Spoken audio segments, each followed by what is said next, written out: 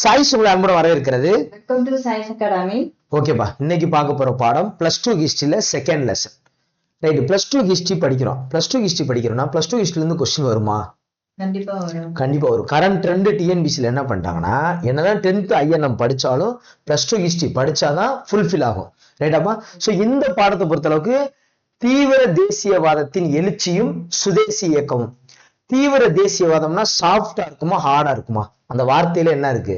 ரொம்ப ஹார்டா இருக்கு. அப்ப பயங்கர ஃபயரா இருக்க போகுது. இதுல இருக்கிற எல்லா நிகழ்வும் பாத்தீங்கன்னா வெடிகுண்டு, அணிகுண்டு, வேலை நிறுத்தம், கப்பலை விட போறேன், அது இது அடிச்சு மல்லு கட்டுறது, மரண தண்டனை, ஜெயில் தண்டனை சொல்லும் போதே தெரியும் உனக்கு. பயங்கர அதிரடியா இருக்கும். காங்கிரஸ் சண்டை விடுவாங்க, ரெண்டா பிரிவாங்க. கர்சன் பிரபு வந்து வங்காளத்தை பிரிப்பாரு, எல்லாம் பிரிவாதே வரும். அதுதான் தீவிர தேசியவாதம். அந்த இது நடக்கும். சுதேசி அப்படின்னா சொந்த நாடு. என்ன நாடு? சொந்த நாடு. நம்மளே தயாரிப்போம், நம்ம பொருளே இது பண்ணுவோம், அந்நிய பொருளே வேணாம். அவங்க என்ன பிசினஸ் பண்ணதான் வந்தாங்க, அதையே உடைப்போம் அப்படிங்கறதுதான் சுதேசி. அந்த சுதேசி இயக்கங்கிறது இந்தியாவிலையும் தொடங்கப்பட்டது, தமிழ்நாட்டிலையும் தொடங்கப்பட்டது. அந்த படம் தான் அந்த பாடம். இதுக்கு பிராக்கெட்ல நம்ம எழுதி வச்சுக்கணும் 1905 to 1911. 1905 to 1911. சோ இதுதான் இந்த பாடம் முழுக்க. இந்த இயர் தான் முக்கியம். ஆனால் 1905 to 11 தான் சொல்றோம். ஆனா 1905னா இப்போ உதாரணமா நம்ம ஒரு திட்டம் எடுத்துன்னு வச்சுக்கோ. காலேஜ் படிக்கிறதா முன்னாடி என்ன படிச்சிருக்கணும்? ஸ்கூல் +2 முடிச்சிருக்கணும். அந்த மாதிரிதான். அப்ப காலேஜ்ல ஒரு சீட் எடுக்கிறாருன்னா முன்னாடி +2. அந்த மாதிரி ஒரு வங்கப்பிரிவினை நடக்க போகுதுன்னா 1903 ஒரு விஷயம் நடந்திருக்கும். அப்ப 1999 ஒண்ணு நடந்திருக்கும். முன்னாடியும் இயர்ஸும் வரும். ஒரு சூரத் பிளவு நடக்க போகுது 1907னா அதுக்கு முன்னாடி ஒரு 2 பிரச்சனை நடந்திருக்கும். சோ பிஃபோர் இயரும் வரும், ஆஃப்டர் இயரும் வரும். இதுதான் அந்த பாடத்தோட கதை. இப்ப ஃபயரா இருக்க போகுதுன்னு சொல்லிட்டேன். ஏன்னா அப்படிதான் இருக்கும். போன பாடமும் விவசாயிகளை பஞ்சம் நம்ம சொன்னோம்னா நிறைய பேர் செத்து போயிட்டாங்க. கடைசியில யாரு? தாத்தா டு தாத்தா. அதே மாதிரிதான் இந்த பாடத்துல என்ன, பால் டு பால். என்னது? Ball to ball. ஏன்னா பாலகங்கார திலகர், பிபின் சந்திர பால், அல்வா, லாலா லஜபதி ராய், இவங்களுடைய பெரும்பான்மை தான் இதுல இருக்கும். ரைட். இப்ப பொதுவா வந்து பாத்தீங்கன்னா யார் யாரு எந்த ஏரியாக்காரவங்க நம்ம தெரிஞ்சுக்கணும். பாலகங்காதர திலகர் பால்காரன்னு நம்ம சொன்னவர, சுயராஜ்யம் எனது பிறப்புரிமை, அதை நான் அடைந்தே தீர்வேன் 1897. ஏன் அவர் 3 ரூபாய்க்கு பால் 3 ரூபா கொடுக்கலன்னு அவருக்கு ஒரு பிரச்சனை. அப்ப போன படத்துல பார்த்தா யாவும் இருக்கா? 97. அப்ப பாலகங்கார திலகர் அப்படின்னு எடுத்துக்கிட்டோம்னா மகாராஷ்டிரால பிறந்தவர். அடுத்து வங்காளத்துல எடுத்துக்கிட்டா பிபின் சந்திர பால். பிபின் வங்காளத்துக்காரரு. ரைட்டா? வங்காளத்துலதான் மெஜாரிட்டி நிறைய பேர் இருப்பாங்க.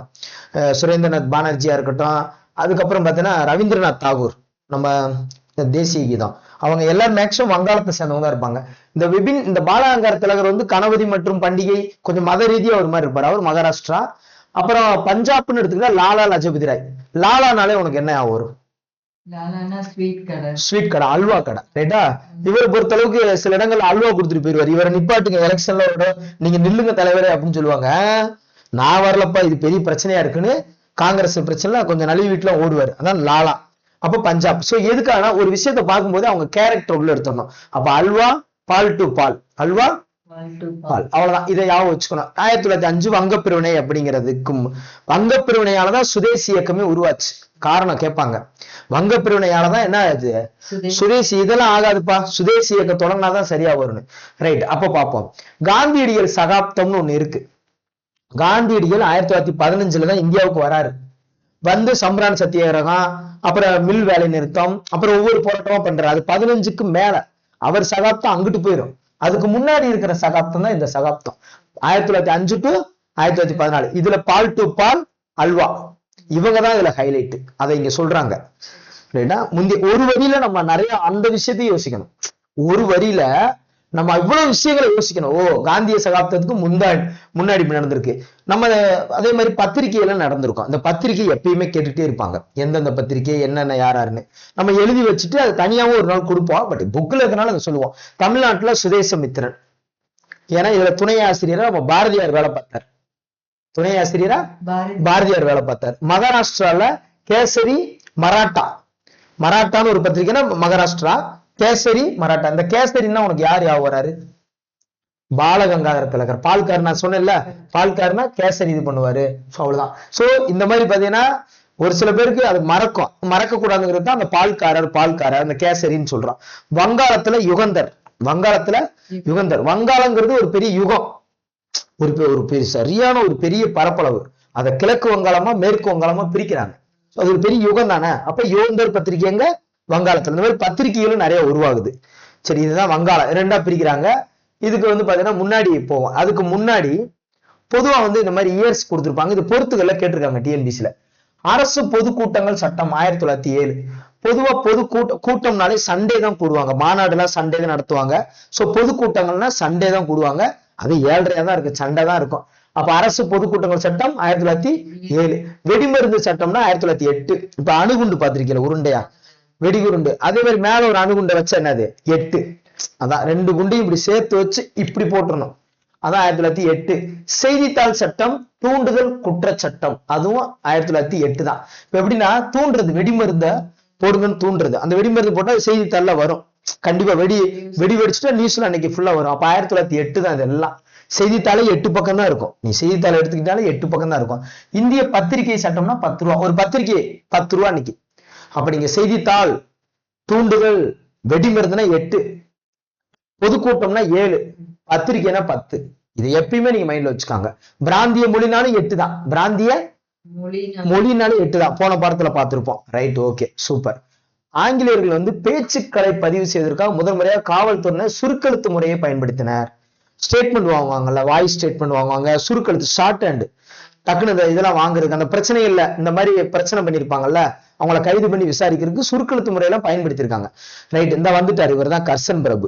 ரைட்டா, ஒரு விஷயத்தை அறுக்கணும்னா கருன்னு அறுக்கணும். இவர் வங்காளத்தை அறுக்கிறதுக்காக வந்திருக்காரு. 1899. 1899. அப்பதான் ஜனவரி 6ல, 6னா அந்த 6 பாகீரதின்னு ஒரு ஆறு ஓடுது. இந்த இங்க இருக்கு பாருப்பா, பாரு, வங்காளம். 2 வங்காளமா, இது கிழக்கு வங்காளம், இது வங்காளம். ரைட்டா, இங்க இப்ப பச்சை கலரா இருக்கா. அப்ப இஸ்லாம்ஸ் நிறைய இருப்பாங்க. முஸ்லீம் இந்த பக்கம் நிறைய இருப்பாங்க. இங்கிட்டு இந்துக்கள் இருப்பாங்க. நடுப்பகுதி ஒண்ணு இருக்குல்ல, 2 பேருமே இருப்பாங்க. இதைத்தான் 2ஆ கருன்னு அறுக்கிறாரு. இது நடுவுல தான் பாகீரதி ஆறு ஓடுது. அவர் ஜனவரி 6ல தான் போஸ்டிங் வராரு. 1899. அது கூட யாவும் வச்சுக்கணும்னா, இங்கிட்டு ஒரு 9 பேர் இருக்காங்க, இங்கிட்டு ஒரு 9 பேர் இருக்காங்க. 1899 இப்படியும் வச்சுக்கலாம். 1905 வங்கப்பெருமை. ஓகே, இந்த இயர் அவர் எப்ப வந்தாருன்னு கேட்டா 1999 ஜனவரி 6. இதுலதான் ஆளுநரா வராரு. ஆளுநரா வந்த உடனேயே அவருடைய ப்ராசஸ ஸ்டார்ட் பண்ணிட்டார். எப்ப ஸ்டார்ட் பண்ணாரு, என்னென்ன ஸ்டார்ட் பண்ணாருன்னு அப்ப பார்க்க போறோம். வந்தோடனே பாரு வேலையை ஆரம்பிச்சிட்டாரு. 99ல வந்தாரு. வந்தோடனே இந்திய உறுப்பினருடைய எண்ணிக்கையை குறைக்கிறாரு. ஏன்னா வங்காளத்துல வராரு, கல்கத்தால. என்ன வருஷம் அது, வங்காளத்துல கல்கத்தா இருக்குல்ல, இந்திய உறுப்பினர்களை குறைக்கிறது, பல்கலைக்கழக சட்ட விதியை மீறுறது, நேரடி கட்டுப்பாட்டுல கொண்டு வருது, இந்த மாதிரி ஏகப்பட்ட வேலை செய்றாரு. 1904ங்கிறது இப்ப ஒரு ரகசியம் ஒன்றை சொல்றேன். ஒரு 4 பேருக்கு தெரியாம பாத்துக்கணும்னு சொல்லுவோம். என்ன சொல்லுவோம்? 4 பேருக்கு தெரியாம பாத்துக்கணும் நம்ம சொல்லுவோம். அப்ப 1904னா ரகசிய சட்டம், பல்கலை சட்டம். அப்ப பல்கலைக்கழகத்துல என்ன சொல்லுவாங்க, டேய் ஒரு முக்கியமான கொஸ்டின் சொல்றேன், யார்ட்டையும் சொல்லிடுறாங்கடா அப்படின்னு சொல்லுவாங்கல்ல, டீச்சர்ஸ் குறிச்சு விடுவாங்கல்ல, அந்த மாதிரி. அப்ப 4 அப்படின்னாலே பல்கலைக்கழக சட்டம், அதே மாதிரி ரகசிய சட்டமும் 4 தான். சோ அப்ப அதையும் கட்டுப்பாட்டுல கொண்டு வர அலுவலக ரகசிய சட்டம் 4. யாரு பேருக்கும் சொல்லாத லாரன்ஸ் என்ன சொல்லுவான், யார்ட்டையும் சொல்லிடுற மாப்பிள்ள, ரொம்ப முக்கியமான விஷயம், திரும்ப என்ன பண்ணி அவனே எல்லாத்திட்டையும் போய் சொல்லிட்டு வந்துருவான். அவ்வளவுதான், அந்த மாதிரி. சோ வங்காளத்தை பிரிக்கிறதுக்கு 1905ல ஆணை பிறப்பிக்கிறாங்க. இப்படிதான் அந்த ஒரு விஷயம் வந்துகிட்டே இருக்கு. ரைட், வங்காளத்தை பிரிக்கணுங்கிறது இவர் போஸ்டிங்க்கு வர்றதுக்கு முன்னாடியே நடந்துகிட்டு இருக்கு. இது கர்சன் பிரபு சரியான ஆள். எப்படின்னா 60லயும் சரி 90லயும் சரி, நம்பர் பாருங்க, 99ல அவர் வந்தாரு, 60, அந்த 6 அப்படியே 90. இந்த 2 வருஷங்களையும் நிறைய திட்டமிடல் நடந்துட்டு தான் இருக்கு. ஒரு வங்காளத்தை பிரிக்கணும்னு அப்பயே பிரிச்சு விட்டு போயிருக்கலாம். நமக்கு நிறைய இயர்ஸ் படிச்சிருக்க மாட்டோம். 90ல் பிரிக்கப்பட்டது. பட் 60ல 90ல முயற்சி எடுத்து 1903ல தான் இந்தியாவின் பிரதேச மறு விநியோகம் தொடர்பான குறிப்பில் ஒரு திட்டத்தை கர்சன் தீட்டுறாரு. அப்ப 1905ல நான் சொன்னேன்ல, +2 காலேஜ் படிக்கணும்னா முன்கூட்டி திட்டமிடுதணும். அப்ப 1905ல பிரிக்க போறாருன்னா 1903ல முன்கூட்டியே திட்டமிடுறாரு கர்சன். திட்டமிட்டுட்டு ரிஸ்க் எடுக்கிறாரு. அதான் ரிஸ்லி அறிக்கை, ரிஸ்லி பேப்பர்னு சொல்லுவாங்க. அவர் ரிஸ்க் தானே. இப்போ ஒரு ஸ்டேட்டை இப்ப தமிழ்நாடு 2ஆ பிரிக்கணும், ரிஸ்க் இல்லையா, அந்த மாதிரிதான் ரிஸ்க் எடுக்கிறாரு. அப்ப ரிஸ்லி பேப்பர்ஸ்ங்கிற முறைய ரெடி பண்றாரு. ரெடி பண்ணும்போது சும்மா ஆசை வார்த்தை காமிக்கிறது. எப்ப அதை பிரிச்சோம்னா வங்காளத்திற்கு சுமை குறைவு, இந்த வங்காளத்துக்கு சுமையை குறைச்சிட்டு அஸ்ஸாமுக்கு முன்னேற்றம் இருக்கும் அப்படிங்கிற ஒரு விஷயம்லாம் வாக்குறுதி எல்லாம் கொடுக்குறாரு. அதான் கொடுக்குறாரு. இது அவங்க ஏத்துக்கிறோம். வங்காளத்துலதான் எல்லாரும் இருக்காங்கல்ல, அவங்கள யாரும் ஏத்துக்கிற மாட்டாங்க, இதெல்லாம் ஏத்துக்கிற கூடாது, இதெல்லாம் பிரச்சனை அப்படிங்கிற மாதிரி இருக்கும். ரைட்டாப்பா? இப்ப கதை கிளீனா போகுதா? இன்னும் பிரிச்சுட்டுமா? இன்னும் பிரிக்கலையா? ஸ்டார்ட் பண்ணிட்டோம், திட்டம் விட்டுட்டோம். 1903 திட்டம் விட்டுட்டார். அப்ப புதிய கிழக்கு வங்காளம் இப்ப புதுசா அங்கிட்டு பிரிச்சாங்களா? அங்கிட்டு இஸ்லாம் ஒரு பச்சை கலர்ல இருந்துச்சுல, அவங்களாம் யாரு? இஸ்லாம் சார்ந்தவங்க அதிகமா இருப்பாங்க. அந்த ஏரியா என்னன்னா அஸ்ஸாம், சிட்டகாங்கு, டாக்கா, அடுத்து திப்பேராவில் உள்ள ராஜஷாஹி மலையின் சில பகுதிகள். அப்ப மலை இங்க பாருங்க, அஸ்ஸாம், சிட்டகாங், டாக்கா, இதெல்லாம் கேள்விப்பட்டிருப்போம். டாக்கா மாநாடு நடந்திருக்கு, சிட்டகாங்கு, அஸ்ஸாமு, ராஜஷாஹி மலை சில பகுதிகள், அஸ்ஸாம் மாகாணம், மால்டா, அஸ்ஸாம் மாகாணம் மால்டா. இது 2 3 சொல்லி காமிச்சுட்டே சொல்லி பார்த்துக்கிட்டே இருந்தா மைண்டுக்கு வந்துடும். இதெல்லாம் புதிய கிழக்கு வங்காளம் அந்த ஏரியா தான். சோ இப்படி பிரிக்கலாம்னு சொல்லி பிளான் போய்கிட்டே இருக்கு. அப்ப இந்து முஸ்லிமை பிரிக்கும் நோக்கம்னு சொல்றாங்க எல்லாரும். இந்து முஸ்லிமை வெள்ளைக்காரவங்க பிரிக்கிறாங்க. அப்ப அந்த ஆறு எப்படின்னா பகீரதி ஆறு நடுவுல போகுது, இயற்கையாவே வங்காளத்தை பிரிக்குது, அதன் அடிப்புல பிரிக்கிறாங்க. கிழக்கு வங்காளத்தில் முஸ்லிம்கள் அதிகம், மேற்கு வங்காளத்தில் இந்துக்கள் அதிகம், நடுவுல 2 தரப்பு மக்கள் இருக்காங்க.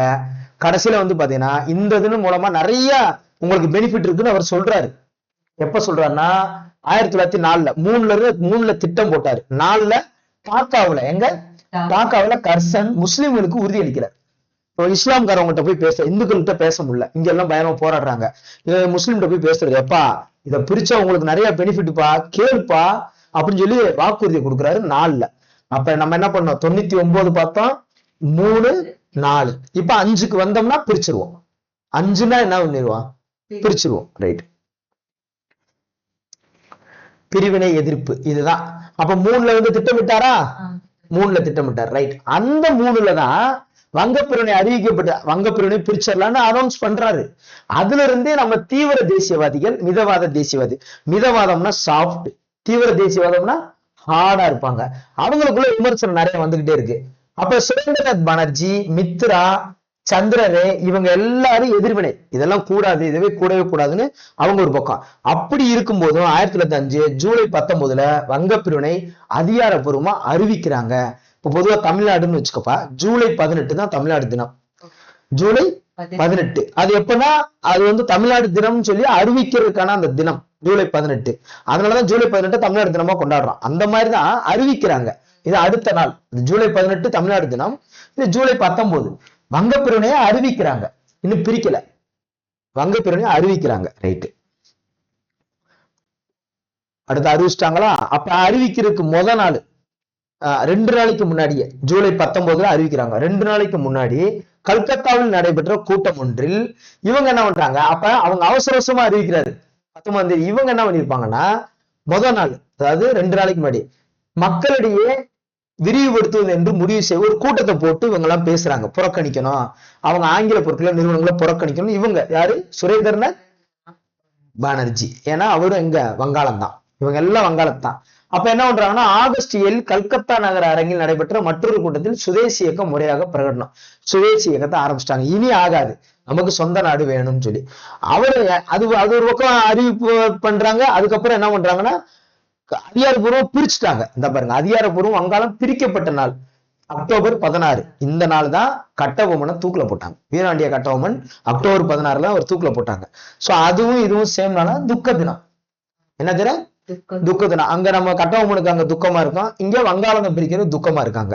இல்ல கங்கையில எல்லாரும் நீராடி வந்தே மாதரம் பாடலை படிச்சுக்கிட்டு ஊர்வலமெல்லாம் போயிருக்காங்க. Right, okay. அப்ப இந்த ஏரியால முடிஞ்சிருச்சா? இப்ப வங்கப்பிரிவினையை பிரிச்சாச்சு ஒரு வழியா. கர்சன் பிரபு வங்கத்தை பிரிச்சிட்டாரு. சரி, இப்ப அதனால என்னன்னா சுதேசி இயக்கம் தொடங்க போகுது, சுதேசி இயக்கம் தொடங்க போகுது. ரைட், இப்ப ஷார்ட்கட் தான் நிறைய பார்க்க போறோம். ரைட், அப்ப கதை எல்லாருக்கும் ஓரளவுக்கு அவங்க அண்டர்ஸ்டாண்ட் பண்ணிட்டாங்க, ரீட் பண்ணா அவங்களுக்கு புரிஞ்சிடும். ஷார்ட்கட் தான் நம்ம நிறைய சொல்ல வேண்டியது இருக்கும். ரைட்டாப்பா? சரி, சுதேசி இயக்கத்துல ஃபர்ஸ்ட் எடுத்தன 1905 ஒரு சில காங்கிரஸ் தலைவர்களும் 1920 மகாத்மா காந்தி 2 பேருமே சுதேசி இயக்கத்தை பத்தி 2 கருத்து சொல்றாங்க. இப்ப நீ வந்து பேசுறாந்தா போன்ல பேசும்போது ஒரு ஸ்டைல்ல பேசுவப்பா, நான் போன்ல பேசினா ஒரு ஸ்டைல்ல பேசுவேன். 2 பேருக்கு 2 ஸ்டைல் இருக்குல்ல. அப்படிங்கிற போது சுதேசி என்பது ஒருவரது சொந்த நாடு என்பதாகும். 1872 பூனாவில் மகாதேவ எம்ஜி ரானடே, எம்ஜிஆர்னு வச்சுக்கலாம் ஷார்ட்கட், எம்ஜிஆர், அது எம்ஜி ரானடே. அவர் எம்ஜிஆர் என்ன பண்றாருன்னா அவர் சொற்பொழிவுல என்ன சொல்றாருன்னா, ஒரு நாட்டில் உற்பத்தி செய்யப்படும் பொருட்களுக்கு அப்பொருட்களின் பயன்பாடு குறைவான மனநிறைவை கொடுத்த போதிலும் முன்னுரிமை கொடுங்க. இப்ப சத்துணவு சாப்பாடு ஸ்கூல்ல சாப்பிட்டு இருப்போம், பரவாயில்லாம தான் இருக்கும், இருந்தாலும் நம்ம என்ன செய்யணும்? சத்துணவு சாப்பாடை குறை சொல்லக்கூடாது. ஏன்னா அந்த சூழல்ல அந்த சாப்பாடு நமக்கு மன நிறைவை கொடுத்துச்சு. எம்ஜிஆர் சத்துணவு எல்லாம் சாப்பிட்டு இருக்கோம்ல, அந்த மாதிரிதான் அந்த மன நிறைவு வந்தா எம்ஜிஆர். இந்த வரியை மட்டும் பார்த்துக்கணும்.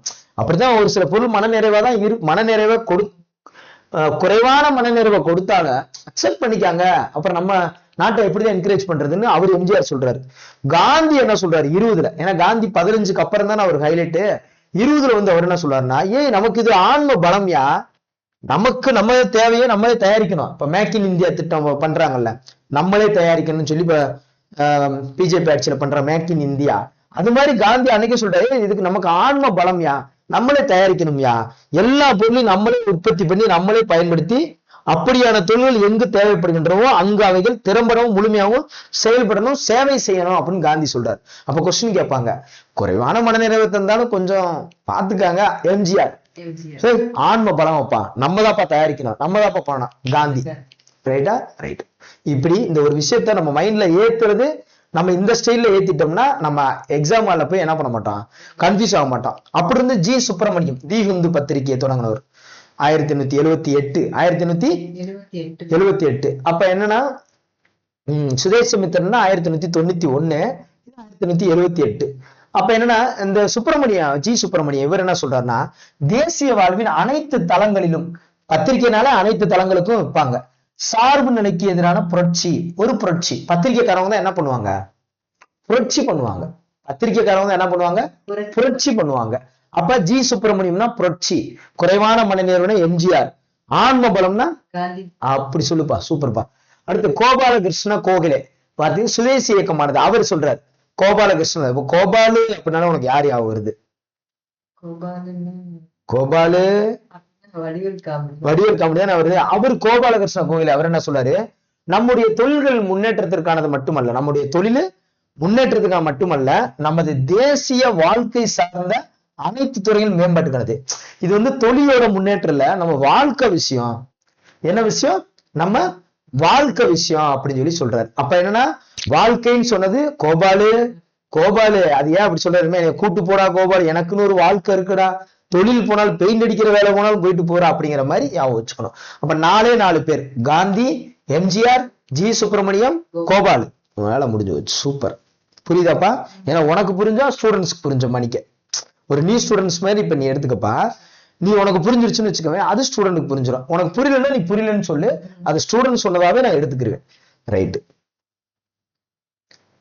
ஸ்டூடெண்ட்ஸ் உன்னை சொல்லுவாங்க, ஏன் சார் மேடத்தை நிப்பாட்டி வச்சு, உங்களுக்கு தெரியாது, இது ஒரு எனர்ஜி பூஸ்டப். ஏப்பா? Right, okay. அடுத்து வந்து பாத்தீங்கன்னா ரவீந்திரநாத் தாகூர் தனது எழுத்துக்கள் மூலம் இக்கருத்துக்களை பிரபலமடைய செய்தார். அவர் ரவீந்திரநாத் தாகூர், அவர் வங்காளத்தை சேர்ந்தவர் தான். அவர் என்ன சொல்றாருன்னா, சுய உதவி என்னும் ஆக்க திட்டம், சுய உதவி குழுக்கள்லாம் இருக்குல்ல பெண்களுக்கு, அது மாதிரி சுய உதவி ஆத்ம சக்திங்கிற ஒரு திட்டங்கள் மூலமா இது பண்றாரு. சுதேசி விற்பனை நிலையங்கள் நிறைய ஆகுது. இன்னைக்கு காந்தி பேஸ் பண்ணி நம்ம கடைகள்லாம் இருக்கும், அது என்ன கடை பேர் ஆக மாட்டேது, நிறைய சேல்ஸ் பண்றாங்கல்ல, கோஆப்டெக்ஸ் எல்லாம் பாத்தீங்கன்னா காந்தி ஒரு விற்பனை சார்ந்தா. இந்த மாதிரி தேசிய விற்பனை நிலையங்கள் நிறைய ஆயிடுச்சு. ஏன்னா நம்ம பொருளை நம்மளே விற்கணும் அப்படின்னு. ரைட், எல்லாம் ஓகேப்பா. இப்ப திடீர்னு ஒண்ணு வருது, இது ஒரு கழகம். இன்னைக்குதான் நம்ம சுதேசி இயக்கத்தை பத்தி பேசிட்டு இருக்கீங்க, சுதேசி சொந்த நாடு.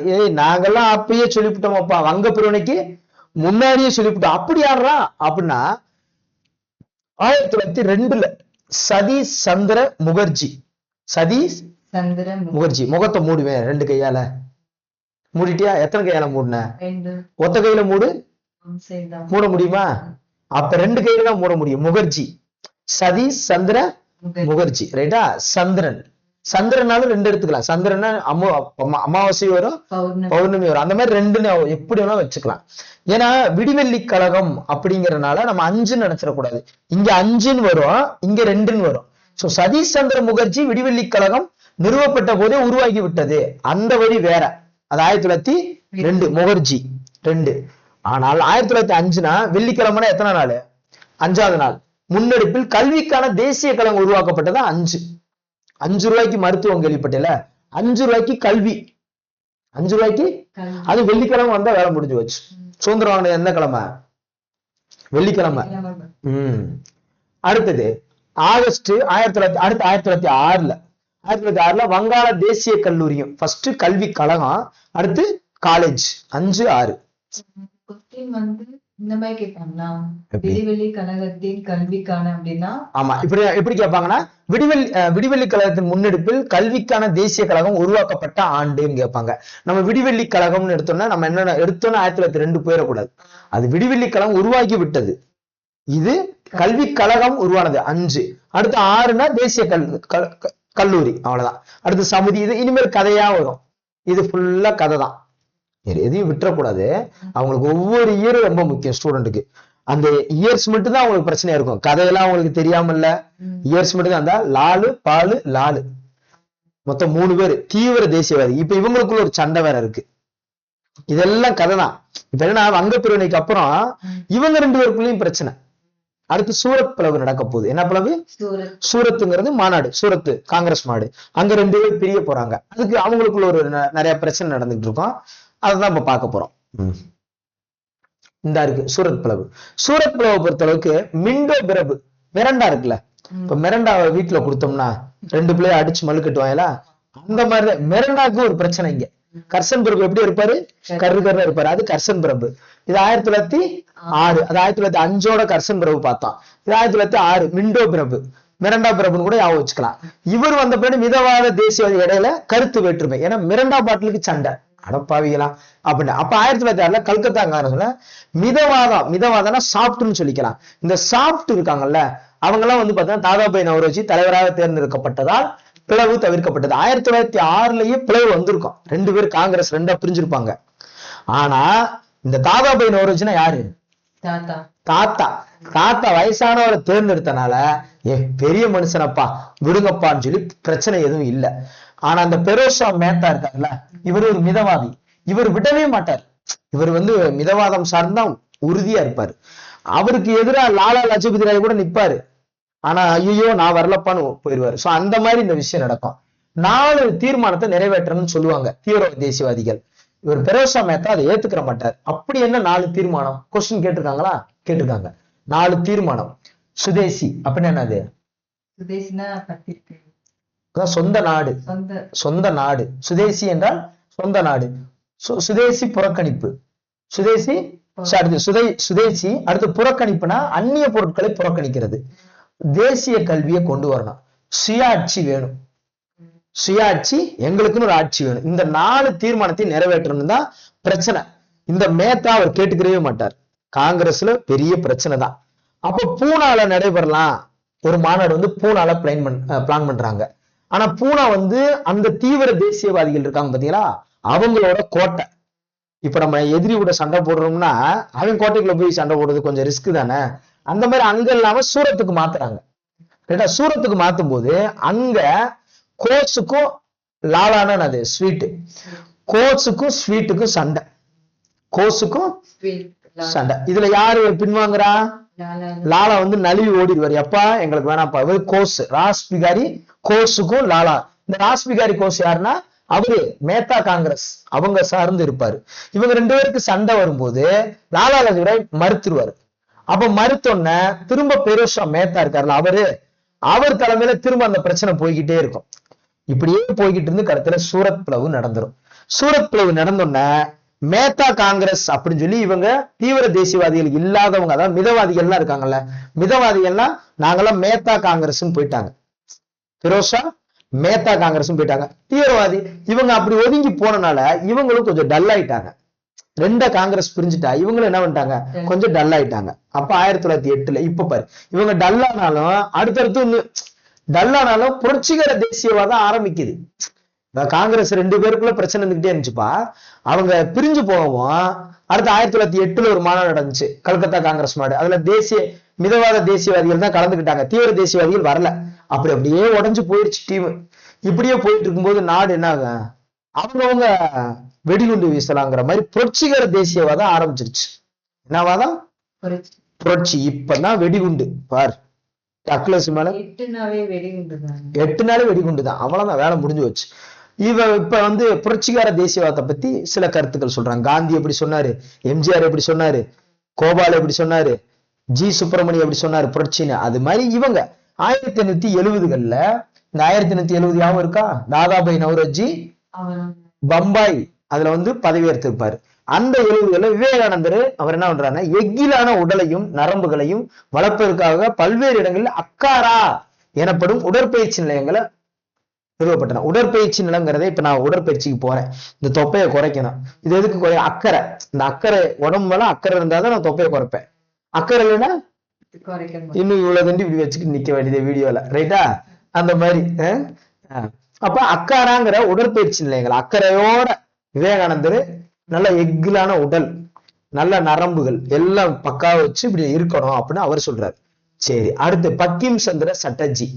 பக்கிம் சந்திர ஆனந்த மடம், வந்தே மாதரம்னு ஒரு பாட்டு பிடிக்கும் உனக்கு? அந்த அந்த நாவல்ல இருந்து எடுத்தாங்க. அவர் ஒரு புரட்சி இந்த பாடல் மூலமா ஏற்படுத்துறாரு. இந்த பாட்டு பயங்கர ஹைலைட். இந்த பாட்டு பயங்கர ஹைலைட் ஆகி பயங்கர போராட்டத்தை வந்து தூண்டிருச்சு. சரி, அவங்க இப்ப வெடிகுண்டு, அடுத்தது வெடிகுண்டு. ஒரு வெடிகுண்டு வீசுறதுக்கு முன்னாடி அதுக்கு காரணம் யாரு அப்படிங்கறதெல்லாம் சொல்றாங்க. வங்காளத்துல 1902 இருந்து பல ரகசிய சங்கம், ரகசிய சட்டம்னா 1904, ரகசிய சட்டம்னா 1904, பல்கலைக்கழகம்னாலும் 4 தான் சொல்லியிருக்கேன். ரகசிய சங்கம்னா பல ரகசிய 1902லயே. நம்ம ரகசியம் பேசணும், நம்ம 2 பேரா பேசுவோம், காதுக்குள்ள பேசுவோம். அப்ப 2 நிறைய உருவாக்கப்பட்ட போதிலும் அடுத்து வந்து என்னன்னா, தாஸ் அவரோட முயற்சியால தாக்கா அனுசீலன் சமிதி 1906 உருவானது. வங்கப்பிரவணிக்கு அப்புறம் தாக்கா அனுசீலன் சமிதி. இந்த டாக்கா அப்படிங்கிறது 1906 உருவானது, ரைட்டா? உங்களுக்கு இது ரொம்ப இதை மறக்கவே மறக்கக்கூடாது. டாக்கா, ரைட்டா? 1906, ரைட்டா? அடுத்து வந்து பாத்தீங்கன்னா புரட்சிகர வாரங்களான யுகாந்தர். இந்த கொஸ்டின் கேட்டுட்டே இருக்காங்க. இந்த யுகாந்தரும் தொடங்கப்பட்டது.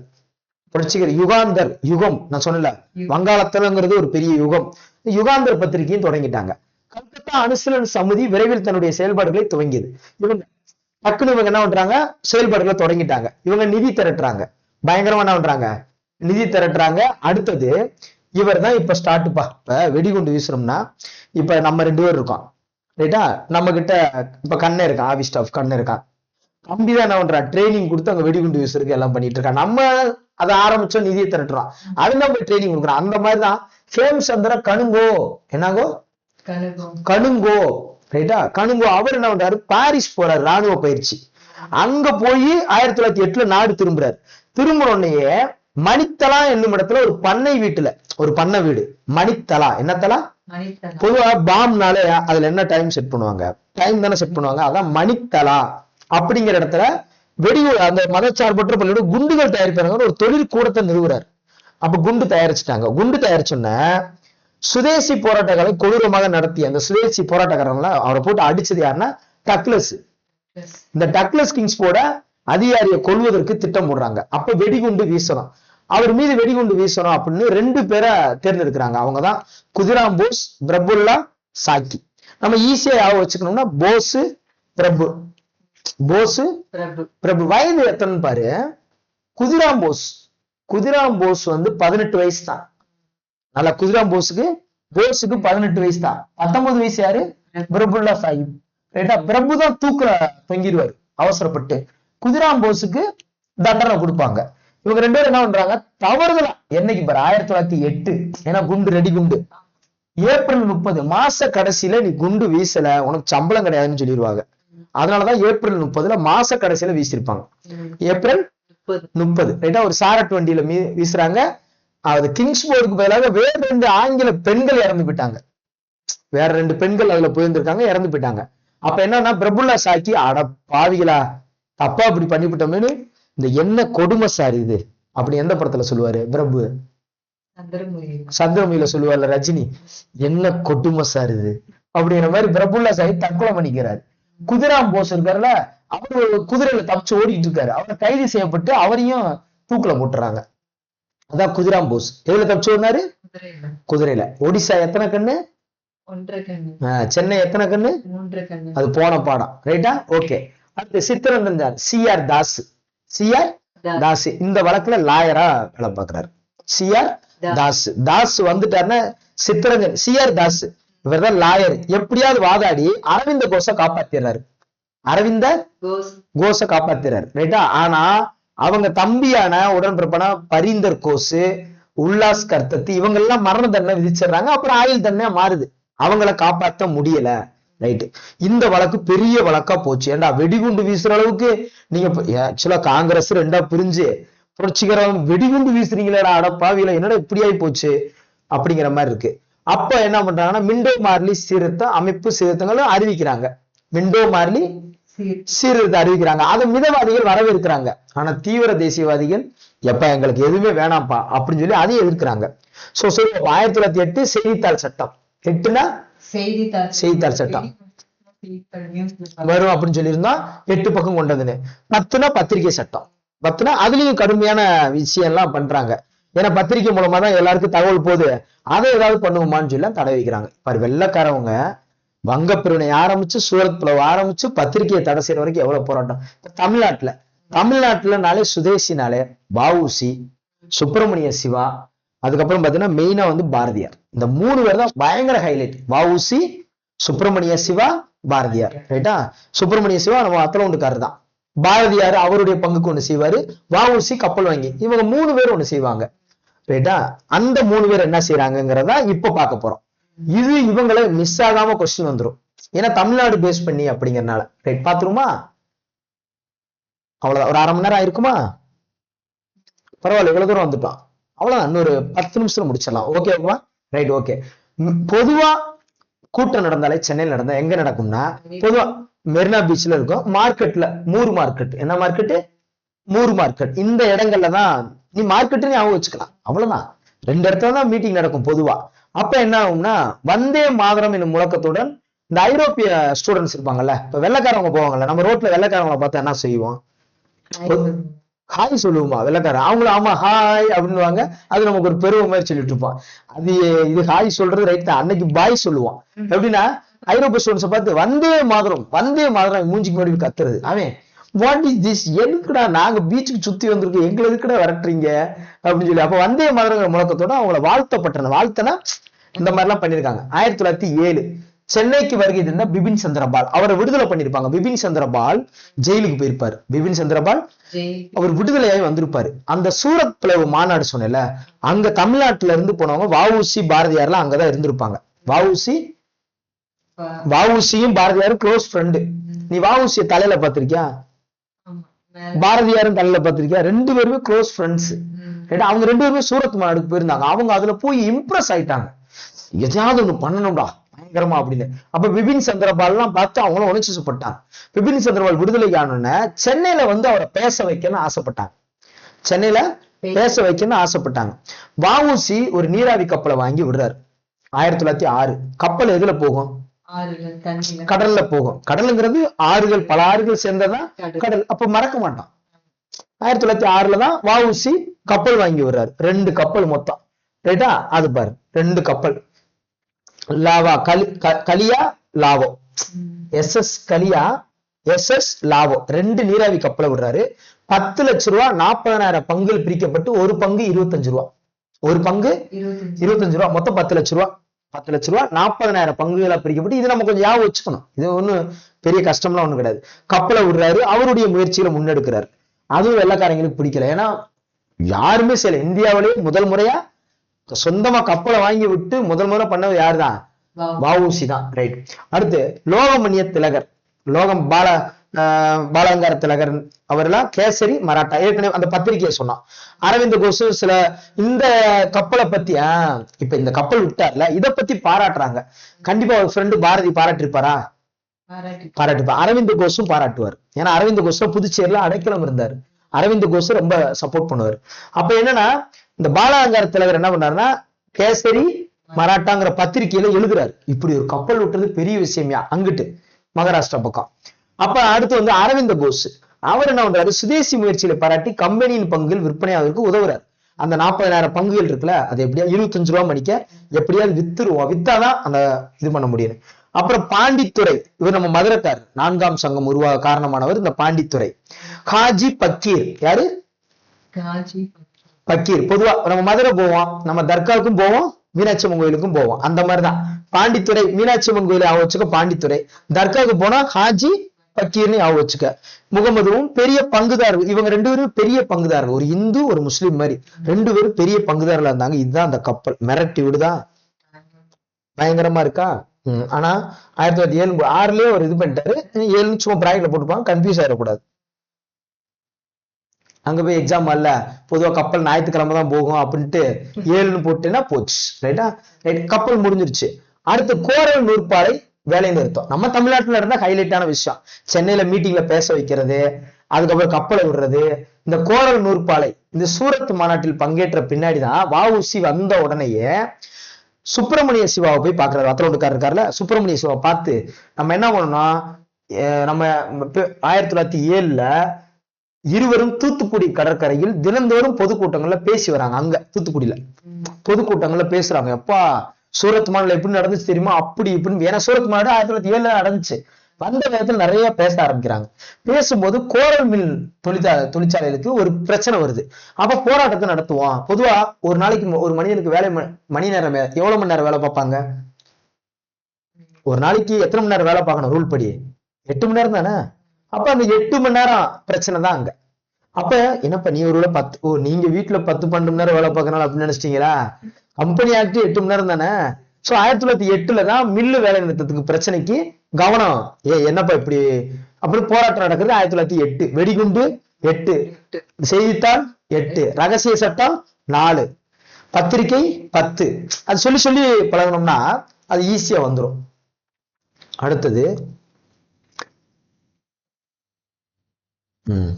கற்றறிந்த ஒரு டயலாக் சூப்பரா இருக்கும். கற்றறிந்த மக்களுக்கும் பொதுமக்களுக்கும் இடையே, படிச்சவங்களுக்கும் பொதுமக்களுக்கும் இடையே ஒரு ஒரு இணைப்பை உருவாக்கி உள்ளது. இந்த கோரல் மில்லுல வேலை ஆக்குறவங்க படிச்சவங்களும் இருப்பாங்க, பொதுமக்கள் இருப்பாங்க. ஒரு இணைப்பை உருவாக்கி உள்ளது. சுயராஜ்யத்தை நோக்கி எடுத்து வைக்கப்பட்ட உன்னதமான அடி அப்படின்னு யாரு சொல்றாங்கன்னா அரவிந்த கோஷ்.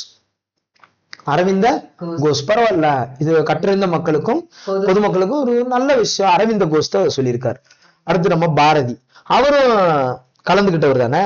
அவரு பங்குக்கு என்னென்ன செய்யணுமோ தி ஹிந்து பத்திரிகையில அவர் ஜி சுப்பிரமணியம் 5 நபருடன் இணைந்து தி ஹிந்து பத்திரிகை, சுதேசமித்திரன் தமிழ் வெளியிடப்பட்ட முதல் தினசரி பத்திரிகை 1991.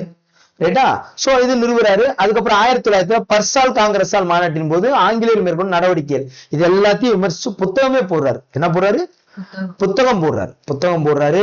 சக்கரவர்த்தினி மாத இதழ்ல வேலை பார்க்கிறாரு. இந்த மாதிரி பத்திரிகை சார்ந்து வந்துகிட்டே இருக்கும் அவர். ஆமா அது 6. அதே 6ல பாரதியார். ஆமா அவர் 4.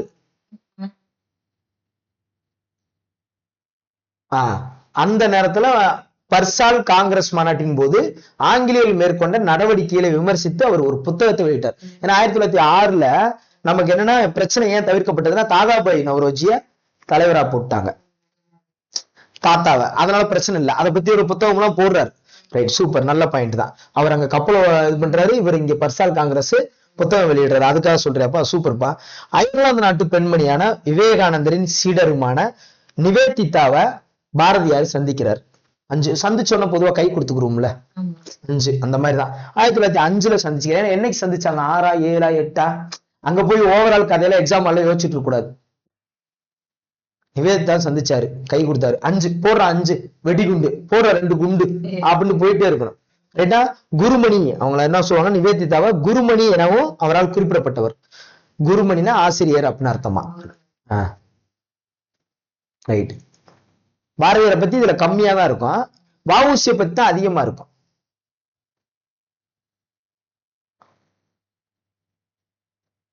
சூரத் சென்று வந்த பயணம் சென்னை மாகாண தீவிர தேசம் குறித்து பாரதியார் வெளியிட அவர் தான் போயிருந்தாரு.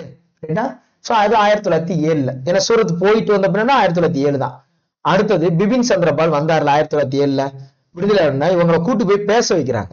அப்ப பேச வைக்கும் போது சுதேசி தினமாக அந்த நாளை, எந்த நாள? மார்ச் 9 அவங்க விடுதலை செய்யப்பட்டார். அந்த நாளை தமிழ்நாட்டு சுதேசி இயக்க தலைவர்கள் சுதேசி தினமாக திருநெல்வேலியில் கொண்டாட முடிவு செய்யறாங்க. எந்த தேதி? மார்ச் 9. அப்ப நம்ம என்ன பண்ணோம்னா, அவர் ரிலீஸ் ஆகிறாரு 1907 ரிலீஸ் ஆகிறாரு. ரிலீஸ் ஆகும்போது மார்ச் 9. இதுக்கு மட்டும் நான் ஷார்ட்கட் தெரியல, நான் ஷார்ட்கட் ஒண்ணு போட்டு சொல்றேன். மார்ச் 9 விடுதலை செய்யப்பட்டார். ஸ்பாட்ல அடிக்குமா, இதுக்கு ஷார்ட்கட் கிரியேட் பண்ணல. அந்த நாளை சுதேசி தினமாக, சுதேசி 1907 விடுதலை ஆனாரு. அது ஓகே. மார்ச் 9. ரைட், ஒரு ஷார்ட்கட் போட்டுக்கலாம், சொல்லுவோம் கண்டிப்பா.